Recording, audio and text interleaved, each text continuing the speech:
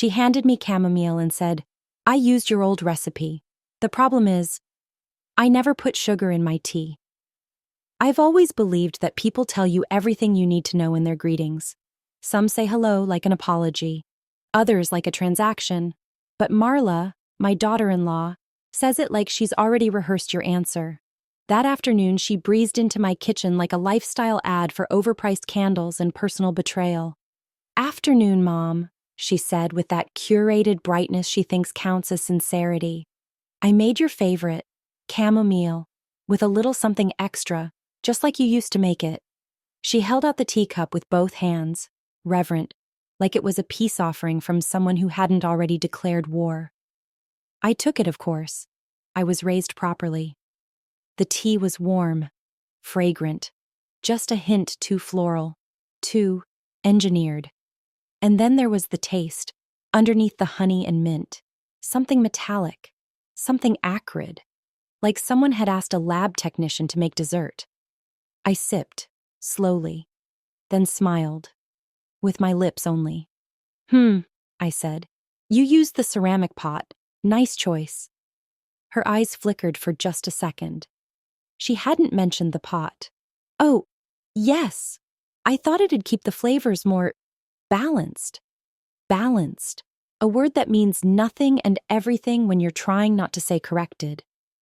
She turned to grab napkins from the counter, giving me exactly 4 seconds of uninterrupted movement. Plenty of time. I switched the mugs. Identical white porcelain. A gift from my late husband, chosen for their subtlety. How poetic. One cup now contained whatever she'd brewed for me. The other, her own comfort drink. At least it had been. By the time she turned back, I was already seated, cradling the poisoned peace offering in both hands. I watched her sit. Watch me. Smile. "Drink while it's hot," she said sweetly. "It's better that way." "I agree," I replied, lifting her original cup to my lips. Some things should be enjoyed before they go cold. We sipped. Together. I didn't blink. She did. She set her mug down after a single swallow, a subtle wince shadowing her perfectly contoured face. "Everything all right?" I asked casually. "Oh, just hotter than I expected," she coughed lightly. "I think I burned my tongue." "Tragic," I said, folding my napkin carefully. "I once did the same with a truth serum in Jakarta. Numb for a week. Couldn't lie either. Very inconvenient." She gave a tight laugh, the kind that's legally distinct from joy. For 10 minutes we made pleasant noises about Jonah's new office, the basil plant I'd managed to keep alive longer than my last accountant, and the weather, which in fairness had been behaving suspiciously well for July. And then the cough came back. This time, deeper, more like her lungs were staging a mutiny. She reached for water, her fingers trembled, just enough to confirm the performance wasn't part of her usual theater. "Are you all right?" I asked gently, eyes like scalpels. She nodded, then shook her head, then gripped the table like it owed her an explanation. "It's nothing," she gasped. "Just something in the air." "Strange," I murmured. "Air's been very loyal to me lately." Her face was turning a shade of red that didn't pair well with her lipstick. I stood calmly, picked up the phone, dialed Jonah. "Your wife seems to be reacting badly to chamomile," I said. "You might want to come home." He panicked, of course. Marla by then was wheezing dramatically into a linen napkin. A few more seconds and we were on the road to the hospital. Jonah driving, Marla coughing, me quietly watching her unravel in the rearview mirror. It occurred to me, somewhere between the stoplight and the emergency bay, that the tea she brewed had been meant to kill me. But she'd forgotten one thing.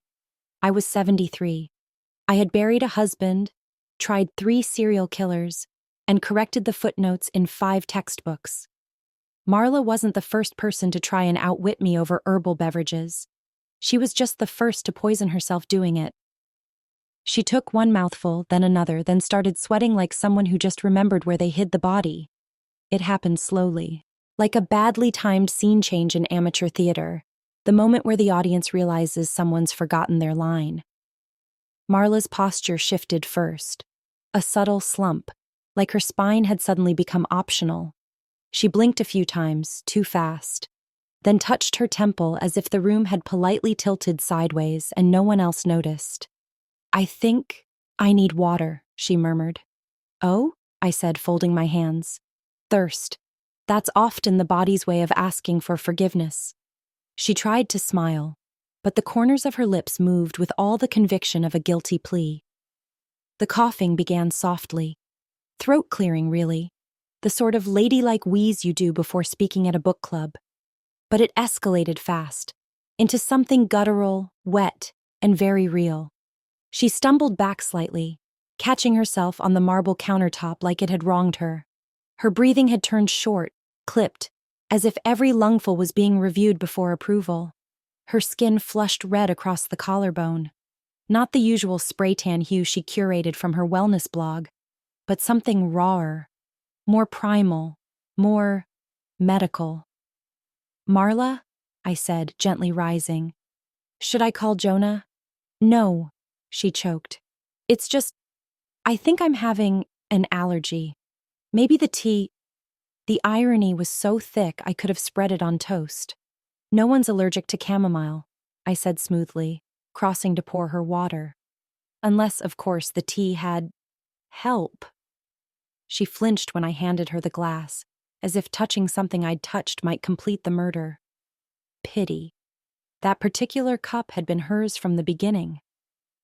I stood perfectly still as she gulped the water, which did little but smear her lipstick and make the coughing worse. And then, as if summoned by dramatic necessity, Jonah walked in. He held a reusable grocery bag and a slightly furrowed brow, which was the most emotion he'd shown since childhood. Marla? He said, stopping mid-step.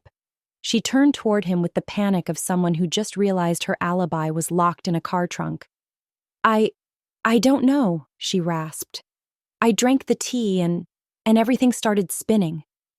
Jonah looked from her to me, his gaze hesitant, already forming an opinion he didn't want to say out loud. Mom? He asked, like I was the one holding the empty bottle of arsenic. Yes? I said sweetly, adjusting my sleeve cuffs. We were just enjoying a bit of chamomile, from my stash.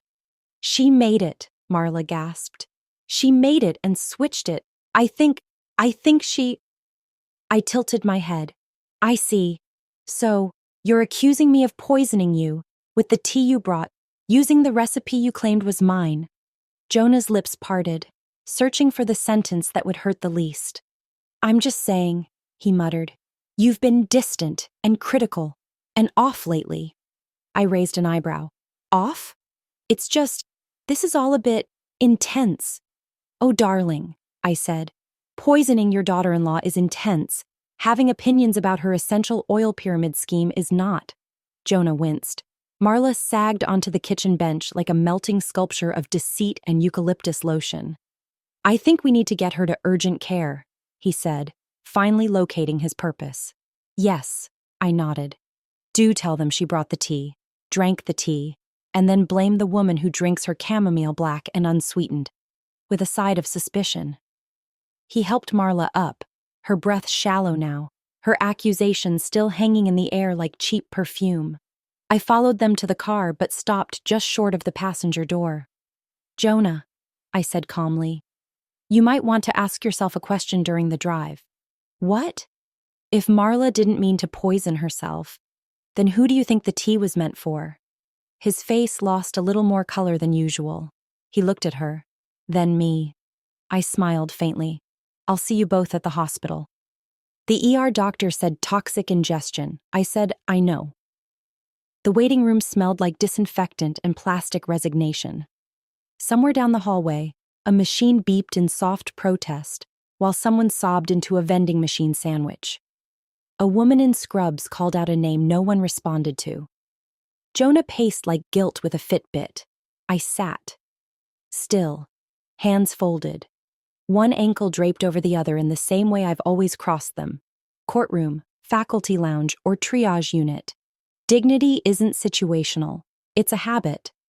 Marla had been wheeled behind double doors 20 minutes ago, pale, wheezing, clutching Jonah's hand like it was both weapon and shield.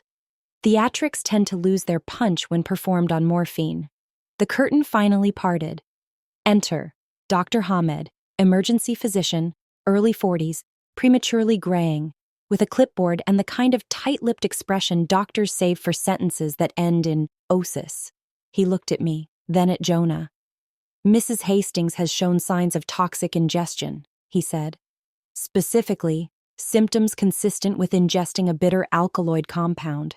Not lethal, but not accidental either. I nodded.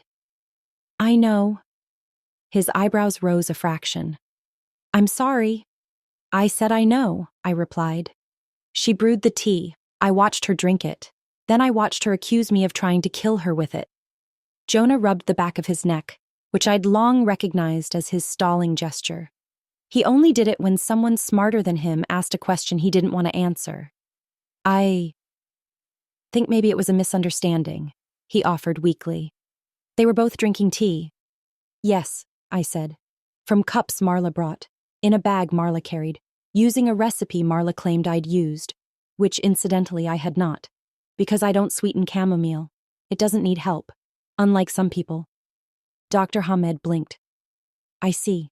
No, I said, but you will. He cleared his throat and adjusted his clipboard like it was suddenly too heavy with context. She's resting now, he said, but she insists she was poisoned intentionally. People say all sorts of things when they're on muscle relaxants and cornered by their own lies, I said. I'd recommend a second toxicology test. On her logic. Jonah looked at me, torn between embarrassment and a loyalty he clearly hadn't rehearsed. Mom, you've been so tense lately. You've said things. You've been difficult? I supplied. He hesitated. You once called her a manipulative minimalist, he said. I was being generous. She's barely functional. Jonah sighed. I could see it in his eyes.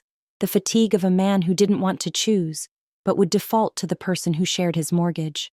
The sliding doors opened. 2 police officers entered, 1 male, 1 female. Both in Navy, both under 35, both radiating the calm enthusiasm of people who'd seen a true crime documentary once and decided they were ready for this. Dr. Sybil Rowan? The male officer asked, consulting a tablet. I raised my hand, palm out, like a woman being recognized at a particularly hostile PTA meeting. I'm Officer Kent. This is Officer Vasquez. We're just here to take a few preliminary statements. How charming, I said. We're doing this like I'm already guilty, efficient. Mrs. Hastings alleges you poisoned her, Kent said. We just need your version of events. I gave it to them, precisely, with clipped accuracy and the kind of pointed clarity that made court clerks adjust their chairs. I told them about the tea, the bags, the switching of cups, the reaction, the panic, the drive here. I did not mention the look on Marla's face when her plan collapsed faster than a house built on apologies. And just to be clear, Vasquez asked, you're saying she brought the tea and handed it to you? She brewed it, I said. She smiled when she served it, and she started sweating when I didn't die. Kent tapped a few notes into his tablet. Understood. Jonah fidgeted, then muttered, This is a lot. Yes, I said, standing. So was childbirth. You'll forgive me for surviving both. They let me leave. For now.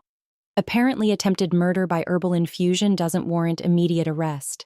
Not when the intended victim is still standing and the accuser is too high to spell her own name. But I knew how these things worked. The questions would keep coming. The narrative would shift. And someone, perhaps several someones, would start rewriting history. Luckily for them, I'd brought a pen. The detective found a bottle labeled sage oil. It wasn't mine. And it wasn't sage. The knock came at 8:14 a.m., just late enough to be polite, just early enough to be inconvenient. Detective Kent stood on my porch, holding a warrant like it was an awkward bouquet. Officer Vasquez flanked him with the eager posture of someone who'd been promised a career-defining bust and wasn't about to let nuance get in the way. Dr. Rowan, Kent said with grim courtesy, we need to perform a routine search of your home. Ah, I replied, the sort of routine that usually ends with fingerprint powder on heirlooms and broken teacups. He didn't smile. That was fine. I wasn't performing for applause. They entered, shoes squeaking on my polished floor, hands gloved like they were preparing for surgery on my character. "Start in the kitchen," Kent instructed. "Check everything in the cupboards, especially herbal containers." I made tea. Not war, but clearly the line had blurred. I watched as Officer Vasquez opened the cabinet above the stove, my modest collection of glass jars, alphabetized, of course. Basil, cardamom, fennel, juniper, lavender. And then, quite suddenly, sage oil. A small dark bottle, labeled in perfect practiced handwriting, "Sage oil, use sparingly." It was nestled behind the turmeric, where I never stored oils, because I never used oils. I don't diffuse, I don't infuse, I don't buy anything labeled wellness unless it's irony. Vasquez held it up. Kent took it with the reverence of someone who thought he'd found the Holy Grail in a spinster's spice rack. "Do you recognize this, doctor?" "Rowan?" I leaned forward, inspecting the bottle like it had grown legs and a criminal record. "No," I said. "But judging by the handwriting, it's either Marla's or someone who learned cursive from a Pinterest board." Kent uncapped the bottle, sniffed. "It doesn't smell like sage." "Because it isn't," I said. "But I imagine that's part of the charm." He tucked it into an evidence bag like a child putting away a broken toy. They moved on to the bathroom. I followed slowly, keeping count of their steps. 9 to the hallway, 5 to the guest lavatory, 2 more to the cabinet below the sink. Vasquez opened it, paused, pulled out a small envelope, the type used for love notes or petty threats depending on the occasion. Inside, folded once, was a lined index card. On it, in the same deliberate penmanship as the sage oil label, was a short list of names. Marla Jonah Sybil Dosage. Higher next time, Marla's name was circled in red. I said nothing, because anything I said would have sounded rehearsed, and truth rarely survives when it tries to perform. Kent glanced up at me, suspicion blooming like mold in the corners of his expression. "This was in your house." "So was a copy of Wuthering Heights," I replied. "Doesn't mean I pushed anyone off a cliff." Vasquez raised an eyebrow. "Are you saying someone planted this?" "I'm saying," I said slowly, "that if I had created a list of people I intended to murder with essential oils, I would not have written it on a Walgreens index card and stored it under my toothpaste." Kent exchanged a look with her. The kind detectives think civilians don't notice. The kind that silently whispers, "We've got her." He cleared his throat. "We'll be submitting these items for forensic analysis. Handwriting, fingerprints, chemical content." "By all means," I said. "You'll likely find traces of betrayal, desperation, and an unhealthy attachment to Instagram spirituality." Kent nodded once. "Someone's trying to frame me," I added, this time with no flair, just fact. "And they're not very good at it. Unfortunately, mediocrity still makes headlines." They left not long after, with their little treasures sealed and cataloged, a bottle that wasn't mine, a note I hadn't written, and a story they were beginning to believe. I stood in the silence of my now violated kitchen, staring at the cupboard like it had disappointed me. Someone had been in my house, someone had touched my things, and someone wanted me buried, legally or otherwise. But here's the problem with planting seeds of doubt. They grow best in shallow soil, and I was not easily uprooted. I didn't trust Marla the moment she called me Mom like she was tasting the word. It was a Tuesday, early spring, the kind of day that dresses up in sunlight but smells like rain. Jonah had invited me to lunch. That should have been the first red flag. My son doesn't do lunch. He consumes fuel, preferably through a drive-through window, and only if prompted by low blood sugar or social obligation. But that Tuesday, he showed up at the cafe wearing something pressed, and holding the hand of a woman who looked like she moisturized with moonlight and compliments. "Mom," he said, sounding rehearsed.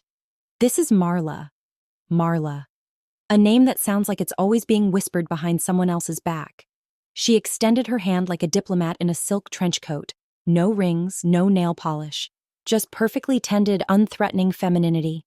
The kind men describe as classy when they mean obedient. "Hi, Dr. Rowan," she said. "I've heard so much about you." I shook her hand, firmly, and immediately noticed her eyes. They didn't move. Her face smiled, all teeth and lighting, but her eyes stayed still, flat, as if the light had missed a spot. "I've heard nothing about you," I replied, "but I'm sure we'll correct that shortly." She laughed a little too brightly, like she thought I was kidding. I wasn't. Over lunch, she did all the right things. Complimented my scarf, said she loved older architecture, claimed to adore linguistics, though her idea of semiotics came from watching subtitles. She listened attentively, too attentively, like someone memorizing answers for a test they weren't supposed to know was coming. "I'm so happy Jonah introduced us," she said, placing her hand on his wrist. "I really admire women like you. Strong, accomplished, so composed." I sipped my tea, slowly. "Admiration," I said, "is often just envy in better shoes." Jonah laughed nervously. Marla blinked, tilted her head, recalibrated. That's when she said it. "Well, I hope one day I can call you Mom." She said it softly, with practiced intimacy, like the word had been workshopped in therapy. I looked at her and I knew. Not because of what she said, but because of how she said it, like she was trying on a coat she didn't plan to buy. It wasn't affection, it was strategy. And she didn't want a mother. She wanted a title, a legal connection, a symbolic badge, a key to Jonah's world and his inheritance. People underestimate charisma. They confuse it with kindness, with warmth, with good intentions wrapped in good manners. But charisma, when used precisely, is a weapon, a scalpel. And Marla? She wielded hers with surgical control. Over the following weeks, Jonah began to change. He canceled Sunday visits, missed our annual crossword competition, didn't return my texts unless they involved money, emergencies, or, "Sorry, I was meditating." He moved in with her 3 months later. They married in April, a beachfront ceremony. Jonah wore linen. Marla wore sincerity like perfume. She sent me photos. Unprompted, of course. "I wish you could have been there," she wrote. "It was so intimate." Which is code for, we didn't want witnesses, and I stayed silent. Not out of acceptance, but out of patience. Because if there's one thing life has taught me, it's that performance always has a closing act.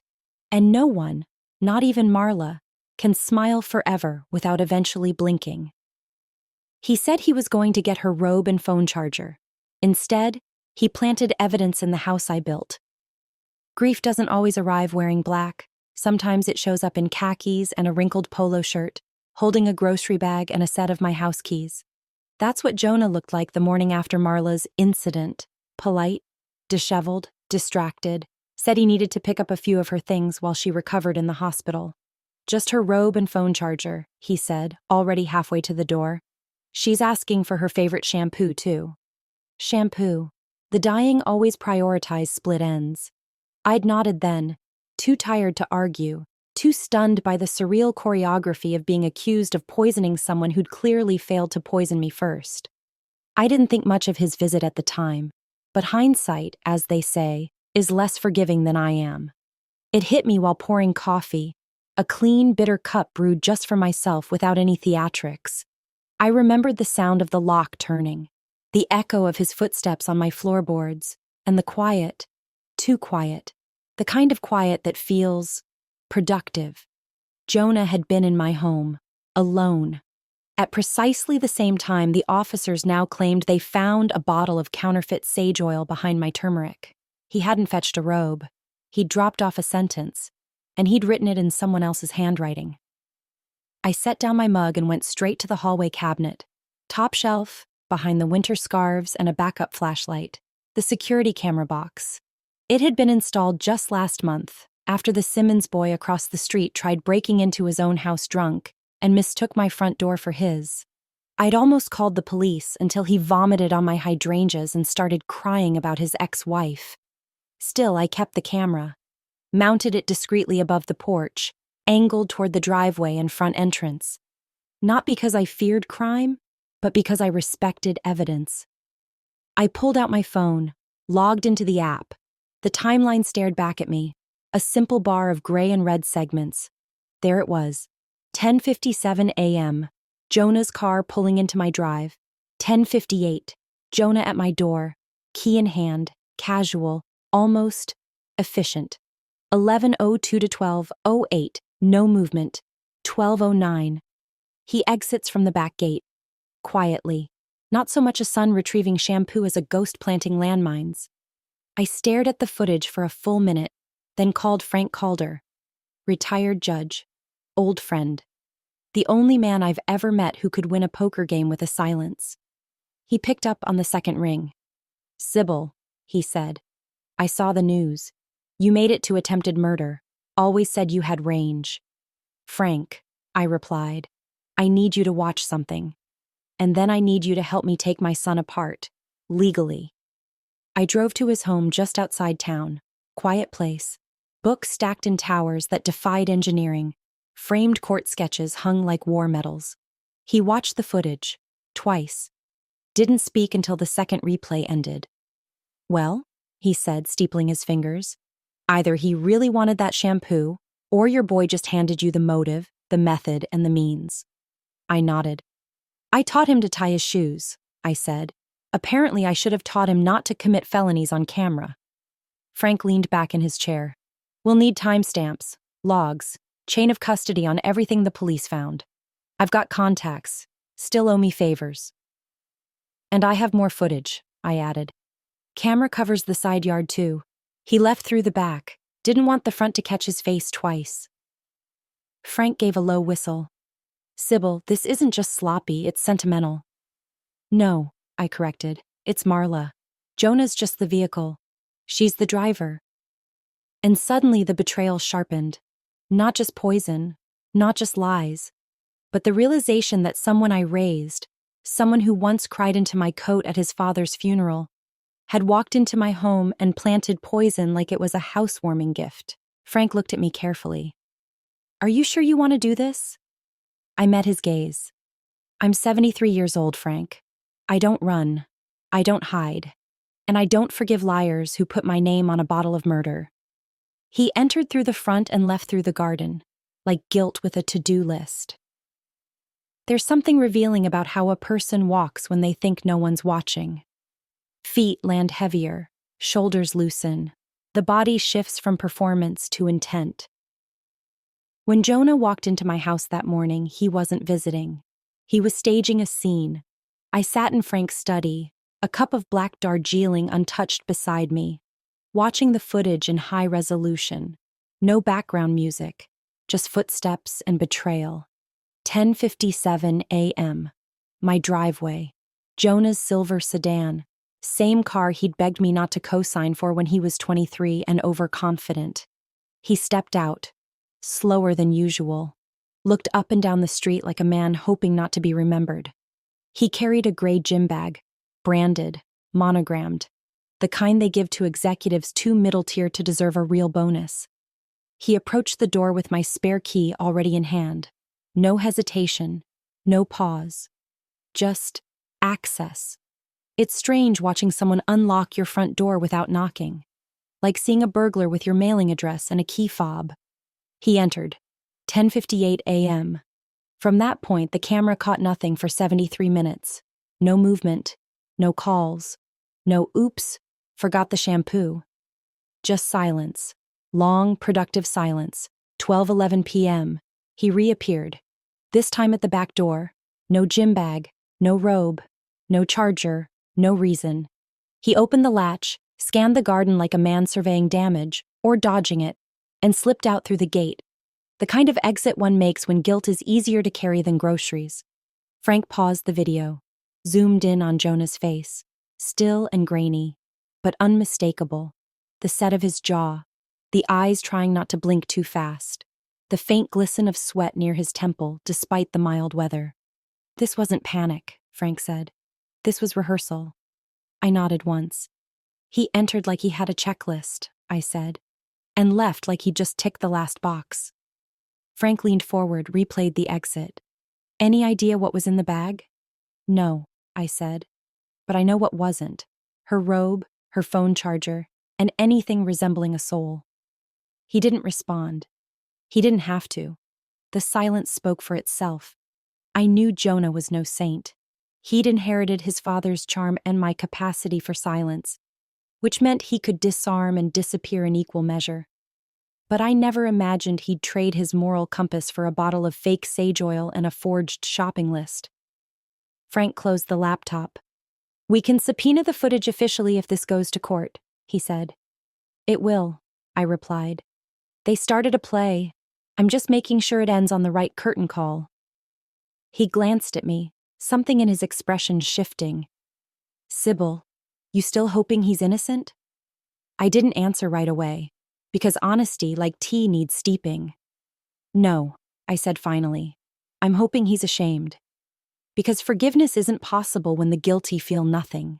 But shame, genuine, throat-closing, eye-averting shame, that's the first honest thing a liar can do." Frank tapped the table. "We've got motive. We've got movement. We've got a gym bag with no exit interview." He looked at me. "What do you want to do next?" I didn't blink. I want to hear it from them, out loud, with all their beautiful, brittle words. Frank exhaled. "You're going to confront them." "Of course," I said, adjusting my sleeve. "I've written enough closing statements in my life. Time to deliver one in person." I used to tuck him in and read him Borges. Now he's plotting my obituary in real time. There's a particular kind of silence just before you press record. It's the same silence you hear when a jury foreman stands up, or when your child lies for the first time and you decide quietly not to correct them. I sat parked across the street from Jonah and Marla's house, wrapped in the kind of darkness that only suburban neighborhoods can offer, curated, polite, and equipped with just enough hydrangeas to conceal betrayal. The windows were lit. The shades were open just enough. Their kitchen was visible through a narrow gap between the curtains, and they were arguing. Not loud, not messy, efficient. I pressed record on my phone and slipped it into my coat pocket, microphone facing outward. I didn't want drama. I wanted truth. Truth in their own voices.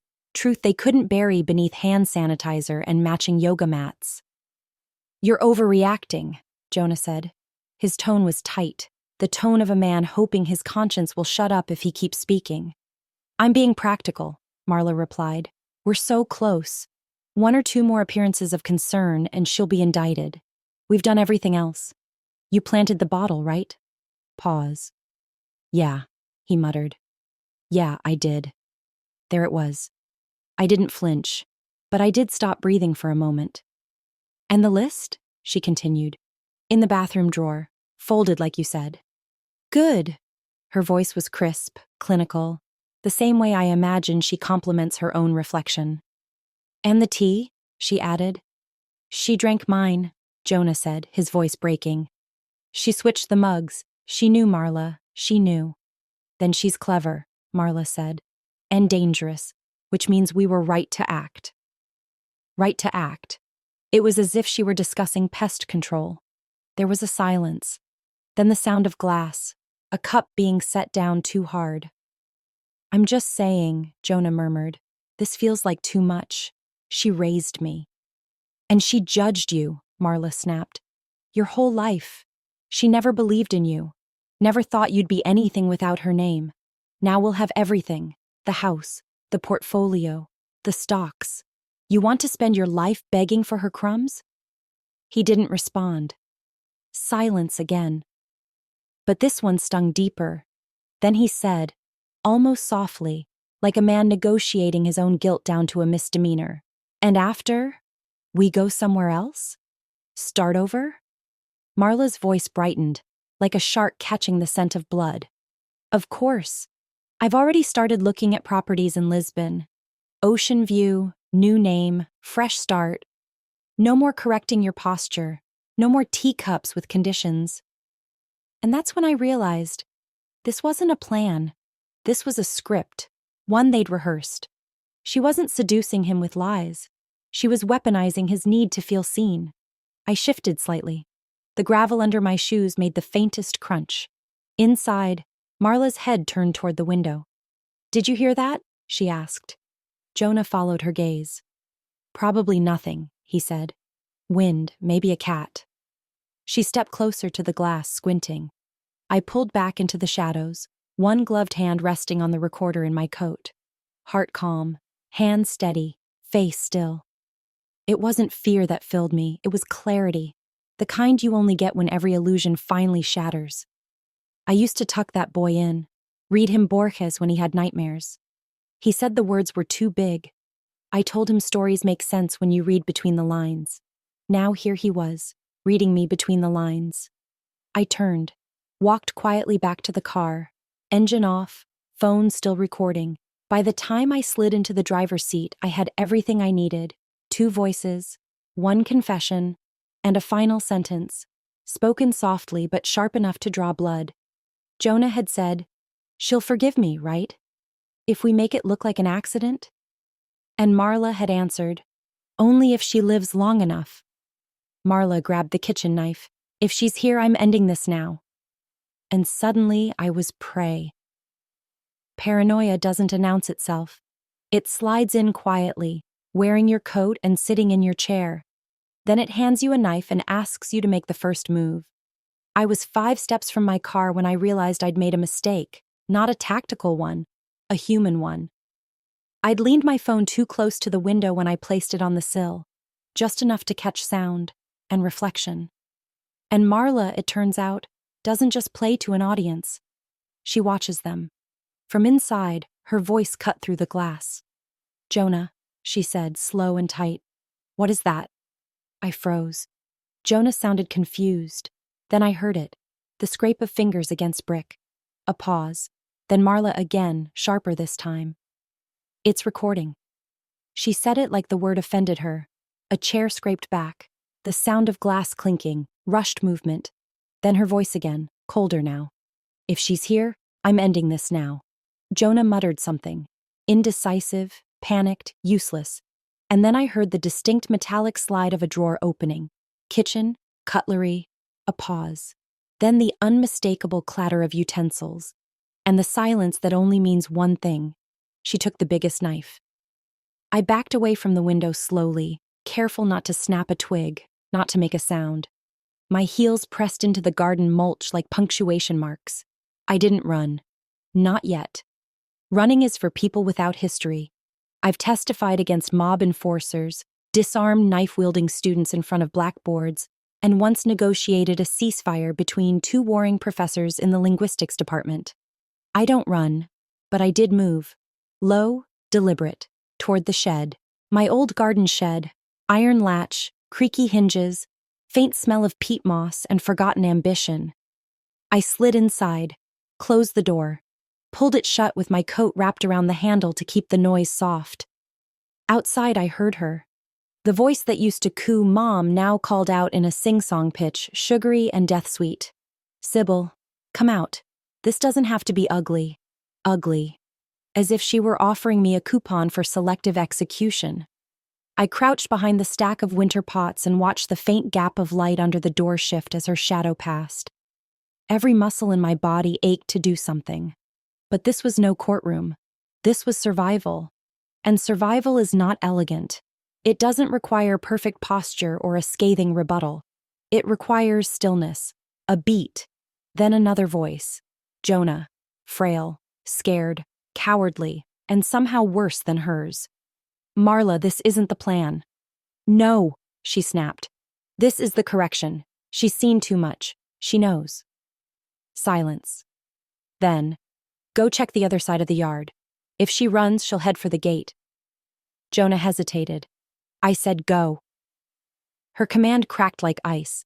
Footsteps moved away. I exhaled. Carefully, like it might cost me something.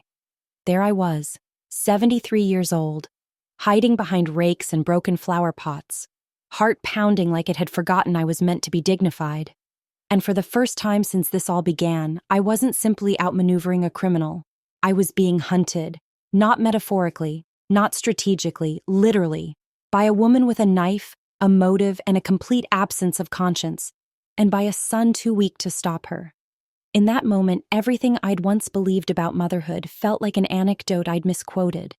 I had taught him to read, to speak, to think, but I hadn't taught him how to resist evil in a pretty dress.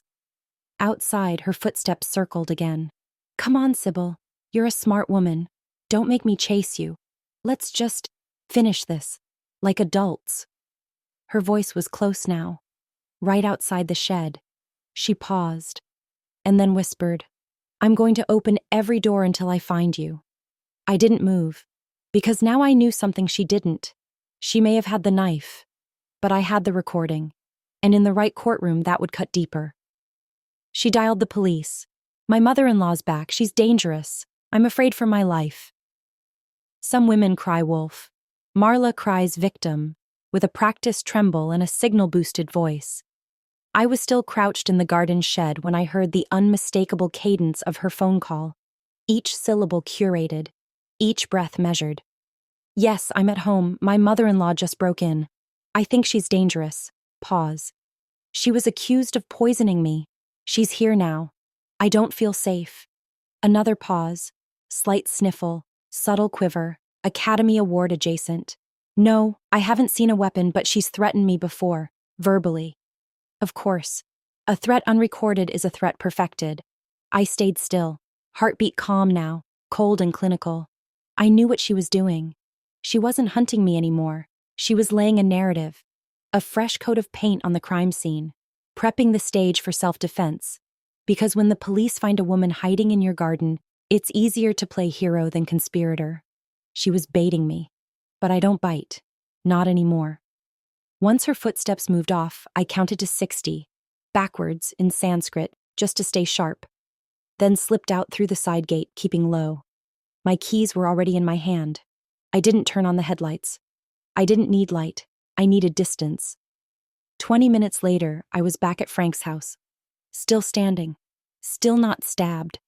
With a recorder full of betrayal and a coat that smelled like fertilizer and near death. He opened the door before I knocked. "You look like you just buried someone." "Not yet," I said, stepping inside. But I watched them dig the hole. He took one look at me, then at the phone in my hand, and nodded. We sat at his kitchen table, old wood, wine stains, a chessboard shoved to one side. I pressed play. Marla's voice filled the room like an air freshener laced with arsenic. Frank listened. He didn't speak. He doesn't when the truth is too obvious. When the recording ended, he leaned back slowly.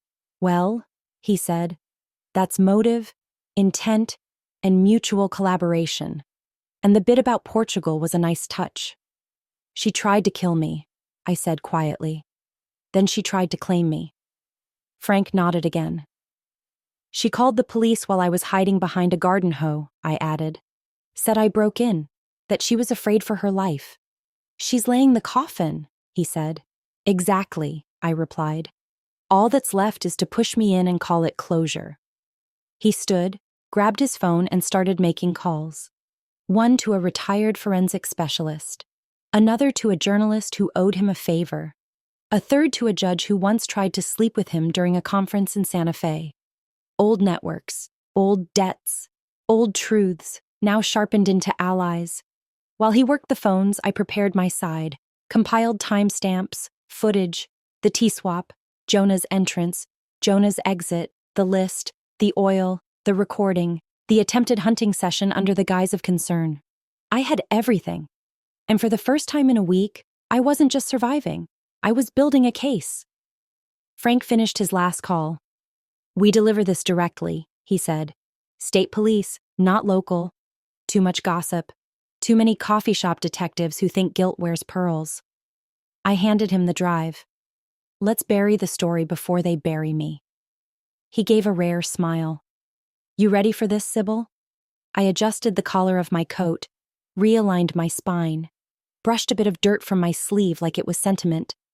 I wasn't made to survive betrayal, Frank. I was made to outlive it. Jonah cracked under cross-examination. Of course he did. He always hated pressure. There are two ways to walk into a police station: guilty or prepared. I chose the latter. Frank and I arrived at state headquarters just after 10. The lobby was chilly, carpeted in neutral tones and disappointment. A young officer with a nervous mustache took my name and tried to hide his recognition.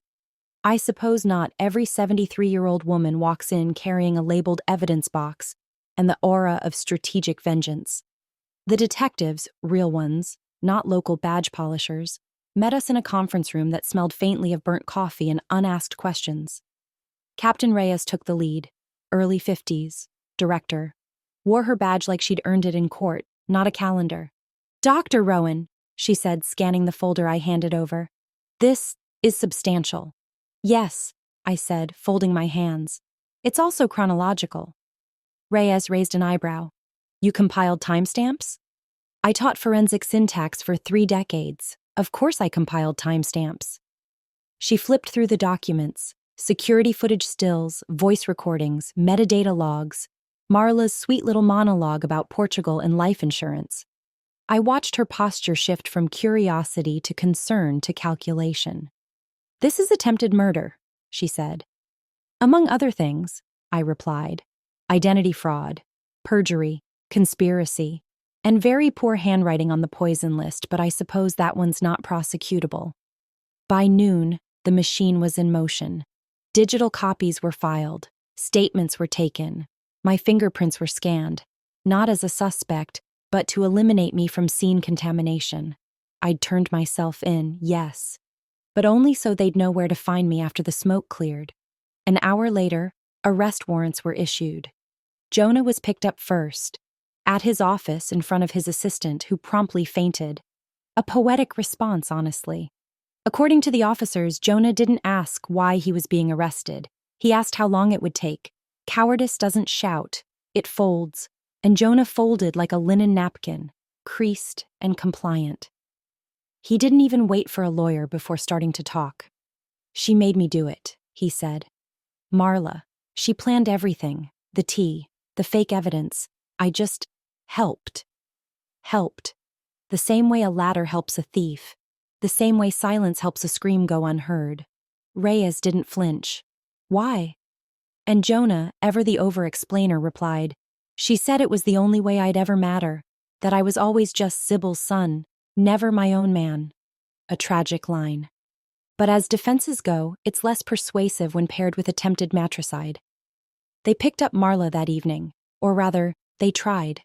She'd packed, cleared her accounts, left a goodbye note shaped like a victim impact statement. But unfortunately for her, her phone had connected to a rental car app just long enough to ping a location. They found her 3 hours later in a boutique hotel 2 counties over, wearing a silk robe and claiming trauma. To be fair, she looked the part. Mascara smudged just enough, voice hoarse. "I was abused," she told the officers, "emotionally manipulated. Jonah said he'd hurt me if I didn't go along with it." She wept, on cue. She said she had messages, screenshots, vague threats, the kind of digital smoke that doesn't hold up under forensic scrutiny. But the problem with weaponized victimhood is that it rarely survives context, especially when paired with a 37-minute audio file of you instructing your husband to poison your mother-in-law with herbal tea and misdirection. Marla kept her story, but Jonah, cracked wide open, didn't protect her, couldn't, wouldn't. Maybe he remembered Borges. Maybe he remembered me. Or maybe he just realized he'd never survive Portugal. She spent years building a fake life. Now she gets life without parole. The courtroom was cold. The kind of cold designed for marble floors and moral reckoning. Marla sat at the defense table in a pale blouse that looked like surrender and heels she hadn't earned. She didn't cry. That part had expired months ago, just after her second bail denial and 2 failed media attempts to pivot into influencer martyrdom. Behind her, empty benches, no family, no friends, just 2 women from a victim advocacy group and a local reporter who'd clearly drawn the short straw. Jonah sat farther down the bench, cuffed, shoulders hunched like he was trying to disappear into the weight of his own consequences. I didn't speak. I didn't need to. I let the evidence speak for me. Let the camera footage, the time-stamped audio, and the tea-stained betrayal do the work I used to do in heels and a closing statement. Justice doesn't always need volume.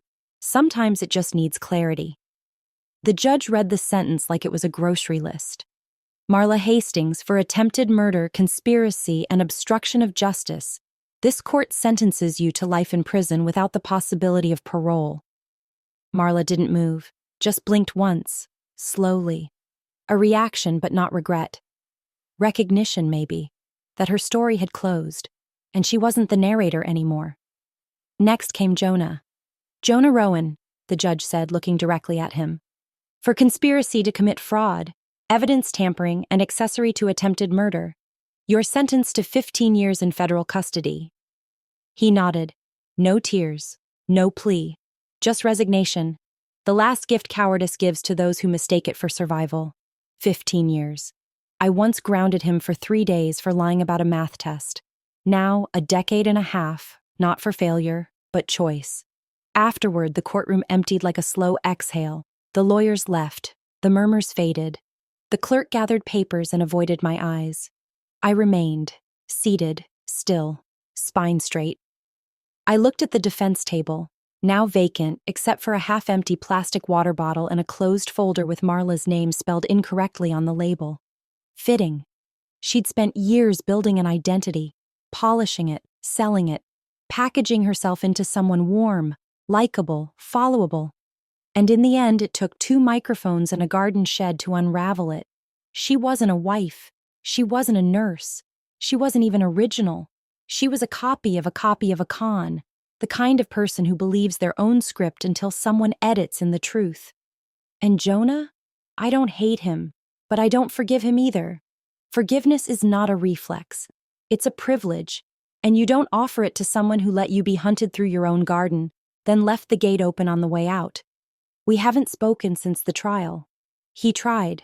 A letter, 2 pages, mostly apologies shaped like excuses. I didn't read the second page. Some things don't deserve closure.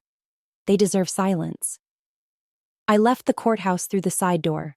Frank waited outside, leaning against his car with that tired grace that only retired judges and old pianists carry. "Well?" he asked. "It's done," I said. "And how do you feel?" I thought for a moment. "I feel," I replied, "that they brewed betrayal with sugar and lies,